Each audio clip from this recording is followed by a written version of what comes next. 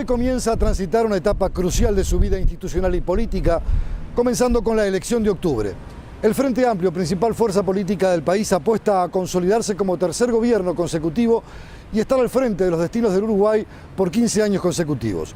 Hoy hemos conversado con el secretario general del Partido Socialista y también diputado, Yerú Pardiñas. El objetivo, conocer los debates de la interna, cómo contesta en campaña electoral los dos grandes temas que están planteados en el escenario de nuestro país, como son la educación y la inseguridad, pero también los estilos y la conformación de esa fórmula presidencial que ha tenido algunos resquemores dentro de la coalición de izquierdas. Les invitamos en Miradas desde el Sur a participar de este encuentro con el diputado Yerú Pardiñas.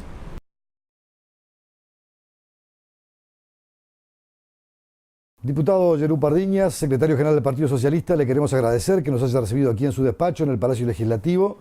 Estamos de cara a una elección de octubre donde se definen la posibilidad de un presidente de la República, en caso de que no haya más que una primera vuelta, pero también se define la integración del próximo Parlamento de cara a los próximos 5 años, y sin duda este es un dato más que importante. Queremos comenzar preguntándole cómo viene trabajando el Frente Amplio, con 10 años ya prácticamente de experiencia de gobierno y la posibilidad de ampliar el ejercicio de una tarea tan compleja y tan difícil como esa para los próximos 5 años, en un escenario que tal vez haya cambiado un poco respecto a las 2 elecciones anteriores.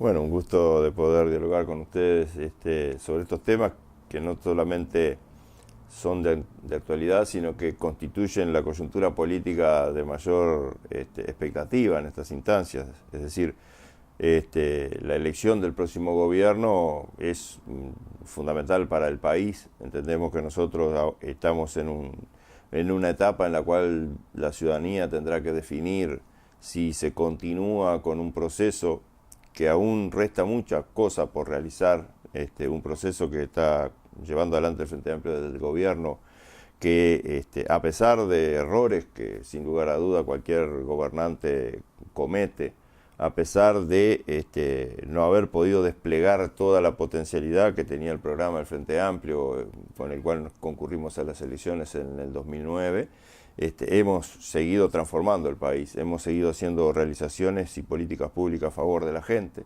Y en ese plano entonces el desafío de poder consolidar este proceso es ganar las elecciones en octubre, y la expectativa, sin lugar a dudas, la resolución de los temas que allí están, como estaban planteados en la pregunta, de las cámaras parlamentarias, con las mayorías parlamentarias que puedan hacer sostenible y de respaldo los proyectos de ley que luego se debatan, y también poder definir ahí en primera instancia la elección presidencial. Quienes quedan en la oposición dicen que generalmente las mayorías parlamentarias, que son legítimas porque son elegidas por la ciudadanía, de alguna manera se convierten en un factor decisivo y allí se aprueban y se toman decisiones que tal vez muchos uruguayos no compartan, pero son las reglas de juego. De todas maneras, ¿cree que esa crítica es válida cuando dicen que se aplican mayorías parlamentarias, incluso con disensos, que a veces los ha habido en las propias fuerzas oficialistas, pero esa disciplina partidaria termina por laudar cualquier diferencia?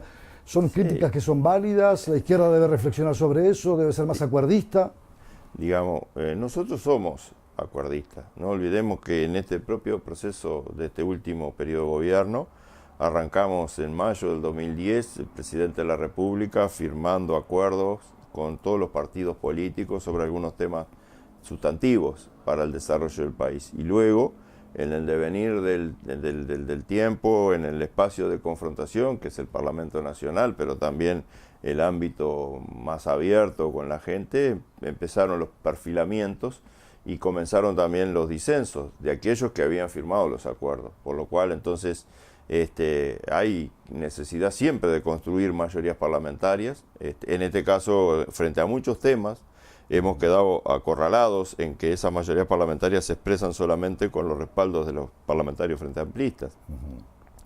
Y esto es la gran diferencia. Por eso es que estamos en un cruce de caminos, porque nos consta de que hay gran dificultad en algunos temas para llegar a entendimientos con por lo menos con quienes hoy lideran los partidos tradicionales, y la garantía para el movimiento popular de que algunas transformaciones puedan seguirse realizando es que el Frente Amplio de por sí constituya una plataforma fuerte de trabajo, de negociación parlamentaria, de negociación del gobierno, que se va a seguir haciendo, pero con una fortaleza que pueda ser sabedora que, bueno, si no hay entendimiento, igual por lo menos podemos avanzar un escalón más en la medida que tenemos las mayorías. Yo le voy a preguntar lo que mucha gente piensa. Parece que la madurez política del sistema uruguayo no está todavía lo suficientemente aceitada, por ejemplo, para crear políticas de Estado en algunas áreas muy definidas. Uno piensa, por ejemplo, en el modelo brasileño, la política exterior de Brasil, gobierne quien gobierne, se maneja bajo una determinada cosmovisión y de ahí no se mueve. ¿Qué pasa, por ejemplo, con temas como la educación, donde hay diferencias profundas? El tema de la seguridad, que es muy atacada por la oposición, muy defendida por el gobierno, pero que la sensación que la gente a veces tiene es que el Uruguay ha ido a un proceso de fragmentación, con problemas muy serios. Uno mira hoy, por ejemplo, los casos como los ajustes de cuenta entre bandas delictivas rivales, inseguridad generalizada, enrejamientos en casas. Digo, para poner dos grandes temas, educación y seguridad, con estas características donde los disensos son más fuertes que las posibles llegadas a un acuerdo de fondo en estos asuntos. Sí, esos son dos temas sustantivos para el debate en esta campaña electoral, en la cual tanto el Frente Amplio como el Partido Socialista estamos tratando de implementar un posicionamiento de entendimiento con la ciudadanía para que justamente pueda llegar a esa manifestación luego que es el apoyo electoral. En el tema educativo es uno de las áreas en las cuales se firmaron acuerdos y luego el propio Partido Nacional comenzó a trabajar en forma alejada de esos acuerdos. El senador Larrañaga fue uno de los que asumió un rol protagónico de crítica muy aguda, de interpelaciones en el Parlamento Nacional hacia el gobierno. ¿Ha bajado la calidad educativa de los uruguayos? ¿Usted estima que se ha producido un descenso? Hay factores indicativos que así lo muestran. No hay duda. Pero ¿qué pasa? ¿Qué falla? ¿El sistema? ¿Falla la orientación? ¿Hay que reconstruirlo? ¿Hay que pensar en una plataforma completamente distinta? Porque hasta ahora, en las últimas décadas, el Uruguay ha venido un poco a los tumbos en esa materia. Sí, no olvidemos que nosotros en la educación, la caída de la calidad no es solamente un hecho que se mide en cada ejercicio, pero no es solo causa el resultado de lo que ocurre en ese ejercicio. En educación hay un proceso de acumulación, de deterioro. Este país viene de hace muchísimas décadas perdiendo en la calidad de formación docente. Es decir, perdimos primeramente en el estímulo para ser formado en la educación, y luego eso llevó a la pérdida en la formación de la calidad docente. Y luego el docente, que tiene que ser uno de los factores claves en los procesos de enseñanza-aprendizaje, sin lugar a duda, luego repercute eso en el sistema de forma muy fuerte. Y a nivel programático, ¿dónde nosotros tenemos hoy, por ejemplo, que el nivel de formación docente en el Uruguay, bueno, es uno de los grandes desafíos a tener que ajustar en un tercer gobierno y desarrollar. Y es donde a su vez se marca una diferencia muy grande que dificulta la construcción de políticas de Estado, inclusive que no ocurrieron en otros momentos. Por ejemplo, cuando se hizo la ley orgánica de la Universidad de la República, hubieron legisladores de los partidos tradicionales que votaron el cogobierno, que votaron la autonomía. Hoy la Universidad de la Educación, que es para formar docentes, está trancada en el Parlamento Nacional porque los legisladores de los partidos tradicionales no quieren votar un proyecto de ley que dé autonomía y que dé cogobierno. O sea, también los partidos tradicionales se han encorsetado en una posición muy dura, conservadora, que bloquea a veces muchos aspectos. Y en seguridad, sin lugar a dudas, ahora vamos a ir a eso, pero vamos a dejarlo planteado para después de la pausa, ¿le parece? ¿Cómo no?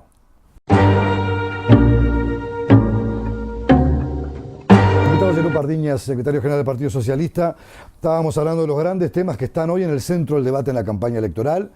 Otro de los elementos centrales que sin duda, y tal vez el más preocupante, porque ya no es el tema salarial, el tema económico, el tema del trabajo, sino el tema de la seguridad. Los uruguayos sienten en buena medida, en líneas generales, cierta indefección, más allá de las inversiones en tecnología, en mayor recursos humanos, en mejores salarios para el personal policial, sienten que la sociedad ha ido perdiendo esa tradicional seguridad que los uruguayos siempre ostentaron como un valor muy distintivo. ¿Dónde están las razones y si usted considera que son de recibos alguna de esas críticas? Y bueno, en primer lugar, razones de esto están en el ámbito de las transformaciones, los cambios, los procesos sociológicos, en los comportamientos de las sociedades, en las conductas individuales. Sin lugar a duda, nosotros hoy tenemos problemas que otrora no estaban presentes, digo, más allá de que hubieran dificultades, yo qué sé, no sé, yo cuando era estudiante en el liceo, me acuerdo, en los primeros años que fui a un colegio allá en Melo, a uno de los docentes, que era un cura, al que desatendía, una vez le tiró con un borrador. Pero claro, nadie decía, violencia en el aula, que sin lugar a duda lo era. Es decir, hoy en día vemos que estas cuestiones son mucho más cotidianas. Es decir, bueno, recientemente hay 6 padres o madres procesados por agredir docentes. Exacto. Entonces, hay un comportamiento de la sociedad más agresivo. En el fútbol lo vemos cotidianamente. Entonces, esas transformaciones, sin lugar a duda, obligan a que los estados y los gobiernos, que son los que tienen que actuar con las políticas públicas en representación de los estados, tengan que tener adecuación y estrategias de desarrollo de políticas de seguridad nuevas. Y bueno, y en ese plano es donde podemos encontrar retrasos en lo que pueda ser ¿Dónde los la política de Uruguay, localizaría? ¿Dónde los localizaría? y también diferencias con la oposición. Los retrasos para poder ir visualizándolos y que sean materia Claro, de los corrección. retrasos, digamos que nosotros todavía no podemos solucionar fuertemente, es el proceso de socialización de algunos lugares, de algunas zonas, Las famosas zonas rojas. del área metropolitana, de algunas localidades de congregación. Después también, en cuanto al poder tener un sistema, que es lo que se está tratando de implementar ahora y desarrollar paulatinamente, donde el proceso de castigo de quienes delinquen sea un proceso de inclusión a la sociedad y no realmente... No una escuela de criminales como fue la cárcel tradicionalmente. Claro, entonces estas cuestiones son las que pueden ir ayudando a bajar los índices de criminalidad, los indicadores de violencia y de conductas delictivas, ¿verdad? Entonces el sistema de responsabilidad penal adolescente tiene que apuntar a esa transformación en los menores, porque sin lugar a duda es ahí donde se reproduce a veces el delito, pero fundamentalmente el Instituto Nacional de Rehabilitación, porque es donde tenemos la gran población que tiene un alto grado de reincidencia cuando sale de la reclusión. Y en esos procesos tenemos que mejorar en 2 planos. Por un lado, en lo que son el propio proceso de internación en el sistema y el proceso de salida, cuando se sale del sistema. En eso se han hecho algunos avances. La ley por la cual en las obras públicas se obliga a la contratación de personal no calificado proveniente de ex reclusos que están bajo la égida del patronato carcelario. Que reciben capacitación y se les inserta al mundo laboral. Claro, las instancias que hoy se está dando en el Instituto Nacional de Rehabilitación de convenios con diferentes organismos para la inclusión de los recursos en proceso de producción.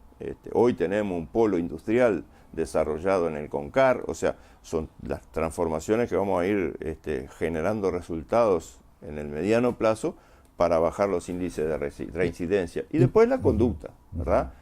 Tomar la convivencia como una acción en la cual es el factor clave para tener seguridad y donde no solo la fuerza policial va a ser la que garantice la seguridad, sino que el comportamiento colectivo, el comportamiento social, el control social sobre los procesos. Entonces, ahí es donde podemos también mejorar fuertemente, y la creación y el desarrollo de la policía comunitaria, el desarrollo de una política de contingencia frente a la violencia doméstica, que es uno de los principales. Pero parece que en todos estos terrenos no hay posibilidades, por ejemplo, de lo que hablábamos hace un rato, construir una política de Estado. Acá cada uno tiene un lente, una mirada, me refiero a cada uno, a cada partido político, mira con un lente muy específico este asunto, y por ejemplo hay sectores que están planteando bajar la edad de inimputabilidad, pasar de los 18 a los 16 años, como parte de un problema o buscar una solución a un problema. ¿Cuál es su mirada frente a eso? Bueno, este es un gran tema de debate también en lo que va a ser hacia octubre, porque aparte en octubre vamos a tener que votar el plebiscito para la incorporación de la norma constitucional,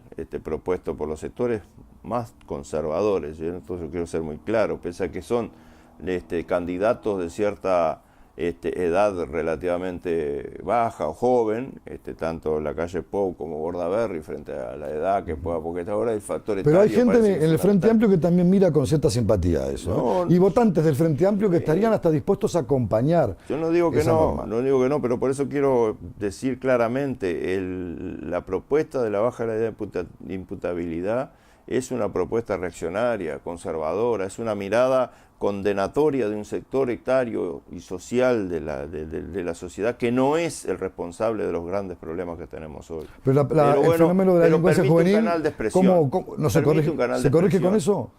¿Se corrige el problema de la delincuencia juvenil bajando la edad o cada vez van a delinquir a edades más tempranas? Yo creo que no, porque aparte está demostrado en otros países que han desarrollado este mecanismo de que no han solucionado, y es más, y hoy que el caso de algunos estados de Estados Unidos, que están buscando hoy revertir, bajaron la edad, hoy están volviendo queriendo buscar la normativa hacia la edad mayor.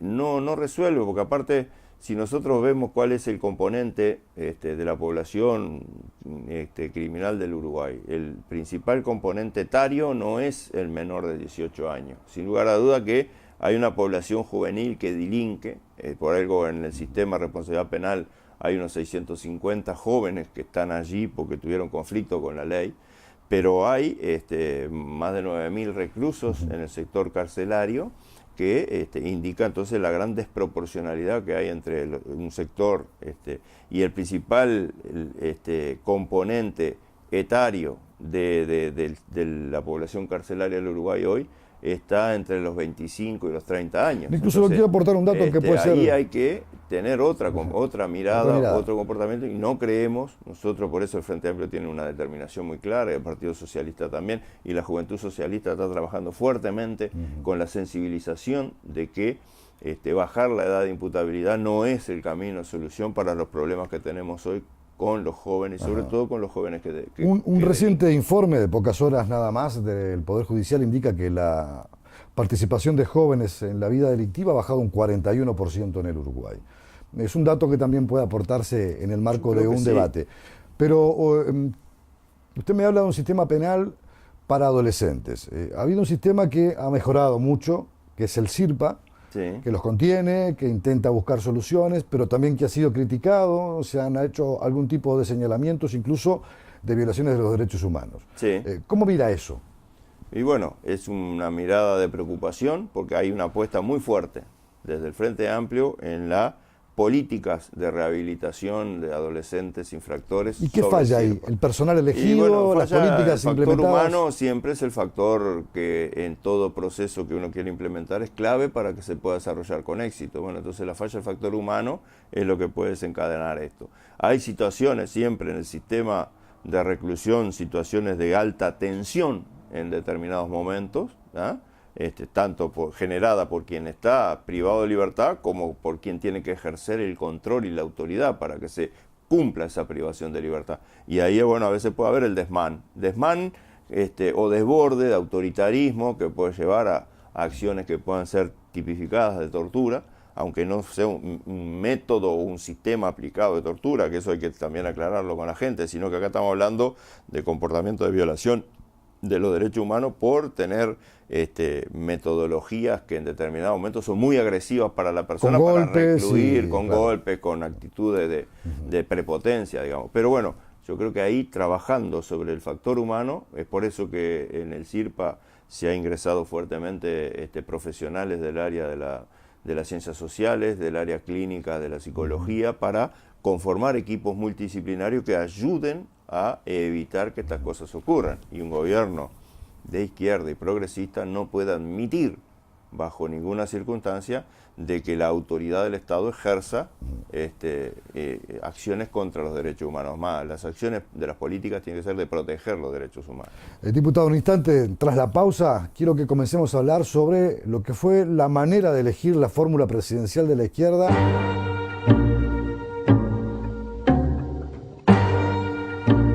Diputado Pardiñas, usted sabe que en la fórmula que se consagra para que encabece esta propuesta que hace el Frente Amplio de cara a los próximos 5 años, fue elegido Raúl Sendic, que tuvo una muy buena votación en el punto de vista de la elección interna, una elección con baja votación de los uruguayos porque no es obligatoria a diferencia de las demás, y que de alguna manera hubo sectores que dijeron que fue una decisión muy precipitada tomar en cuenta esa referencia y no lo que podría haber sido un mecanismo de decisión distinto, porque había otros nombres que también estaban planteados sobre la mesa.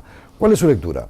Bueno, en primer lugar, el proceso que llevó adelante el Frente Amplio es un proceso que yo creo que tiene una esencia democrática importante, porque fue una discusión entre los sectores que conformamos el Frente Amplio y la representación del movimiento. No olvidemos que el Frente Amplio es una conjunción de coalición y movimiento, o sea, de sectores políticos coaligados y de una expresión del área de espacios que no está ideológicos identificado comunes fuertemente con los sectores, aunque también luego votan por algunos de los sectores.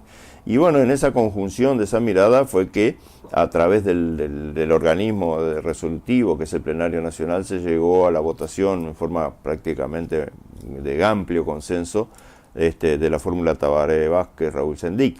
Y es cierto, digamos, el factor, no único, pero un factor que en la recta final de la definición jugó un peso importante fue el resultado de la elección interna.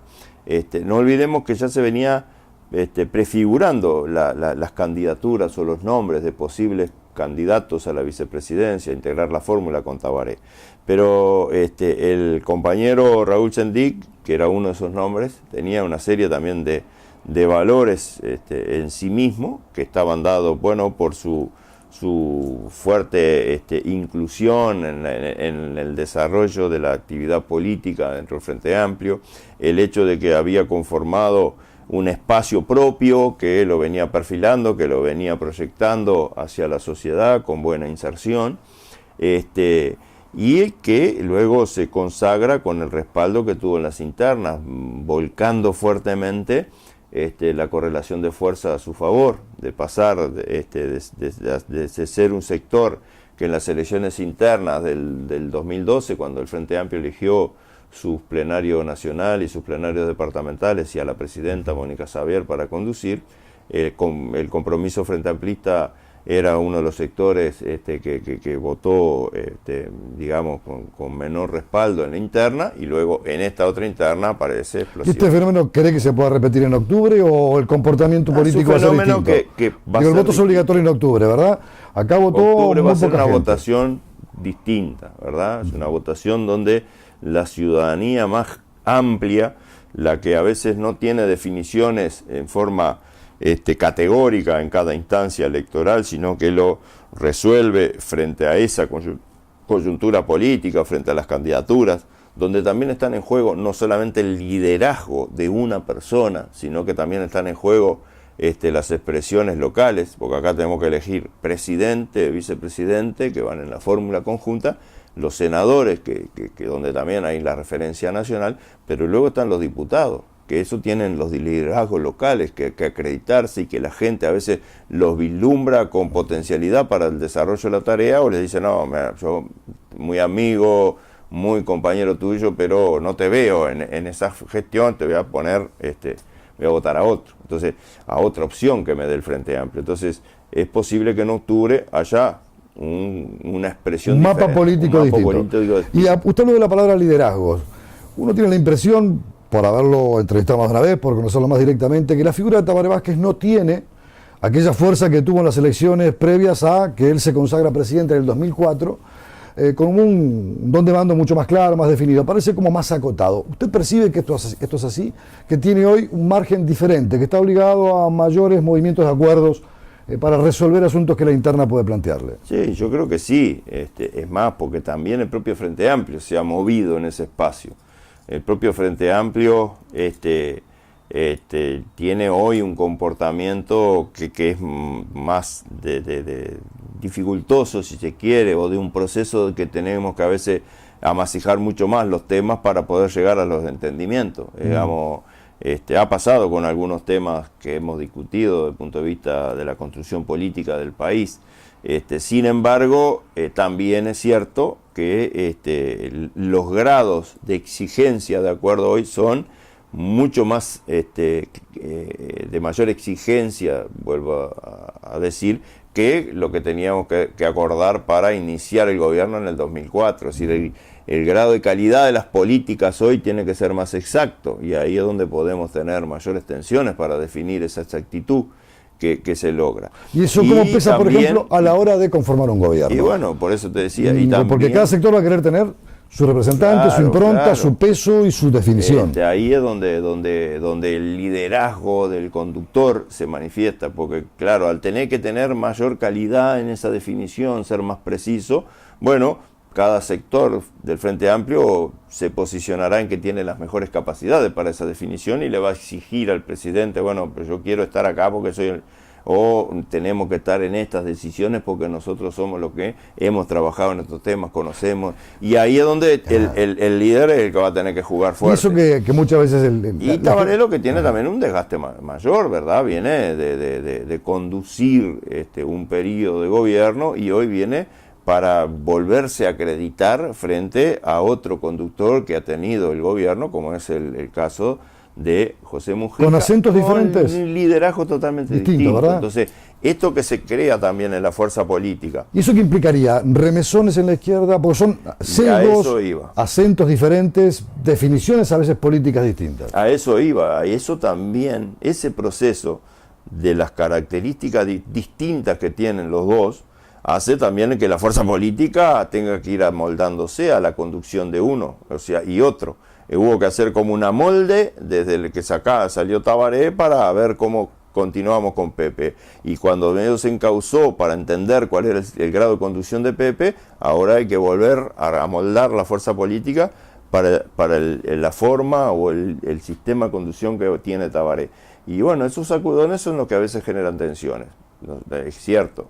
Nosotros tenemos que tener capacidad como fuerza política de lograr los entendimientos para saber de que si hacemos centro de las diferencias, el cómo nos posicionamos frente a la conducción, bueno, estamos cometiendo macanas, ¿verdad? Estamos errando. Acá la centralidad tiene que seguir siendo cómo desarrollamos de la mejor manera posible el gobierno para poner en práctica el proceso programático que tenemos que llevar. Uno piensa en las últimas fórmulas presidenciales. Tabaré innovó en el 2004, una sintonía, una simbiosis prácticamente, un camino recorrido en conjunto. Sí, que aparte se construyó, porque eso es lo otro diferencial, a veces nos olvidamos. Se fue construyendo en el tiempo. Se fue construyendo en el tiempo, no fue para una elección sola. No. Hubieron tres elecciones. Tres elecciones. Y después viene la fórmula Mujica, Danilo Astori, dos versiones o visiones de la izquierda muy distintas, que se han ido moldando con remesones y a veces contra encontronazos muy importantes. Sí. ¿Qué cabe esperar de la fórmula? Quería preguntarle, ¿qué cabe esperar de la fórmula Tabaré-Sendic? Dos generaciones diferentes, dos modos de ver la política distintos. Uno viene como el relevo natural por edad, por cambio, que es Sendic, y una filosofía muy marcada, muy definida de Tabaré Vázquez, ya a una altura de la vida donde, como usted decía, tiene definiciones mucho más importantes en otros asuntos, pero tal vez las sintonías con la modernidad pueden ser un poquito más laxas, más flexibles. Es todo un desafío, ¿verdad? Porque aparte también está en la construcción de las acciones del tercer gobierno, cómo se va a plasmar la conducción que pueda estar llevando adelante desde la Asamblea General el compañero Raúl Sendic, que sin lugar a dudas es toda una expectativa, justamente por ese factor o ese elemento característico de él, que es lo que aparece como renovación, que es la expresión de un recambio de liderazgo, ¿verdad? O de roles de nuevos actores emergentes en la política. Entonces hay que ver también cómo se desempeña, cómo esto amalgama en la acción de gobierno con el propio presidente. Y te decía, nosotros también tenemos ahí una gran diferencia, y es que venimos de un gobierno que está conformado por dos referentes muy importantes, ¿verdad? Que es el presidente, Mujica, y Danilo Astori, un referente también para el Frente Amplio, más allá de que es un liderazgo de un sector, pero ha sido un referente para el Frente Amplio, es uno de los personajes políticos también de la izquierda de este país. Y con Raúl Sendic es un emergente, entonces ahí también vamos a tener un factor diferencial que ver cómo lo comprende la ciudadanía, cómo lo entiende la fuerza política para llevar adelante la mejor integración con Tabaré Vázquez, porque bueno, ese es otro elemento que nosotros también consideramos en el momento de la definición de la fórmula.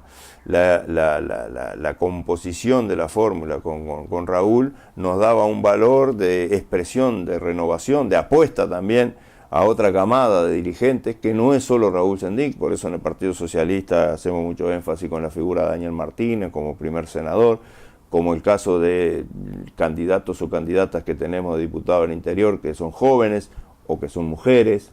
Entonces hay esa apuesta también a presentar que la capacidad de renovación de la izquierda, teniendo nuevos referentes que la ciudadanía va a tener que elegir en octubre. Secretario General del Partido Socialista, Yerú Pardiñas, ha sido un verdadero placer. No será la última vez que estaremos conversando, pero realmente ha sido un gusto poder plantear todos estos temas con la franqueza y con la sinceridad que usted siempre se ha caracterizado en la actividad política. Muchas gracias por recibirnos hoy. Agradecidos somos nosotros por esta entrevista y sin lugar a dudas, con gusto estamos a la orden. Muchas gracias.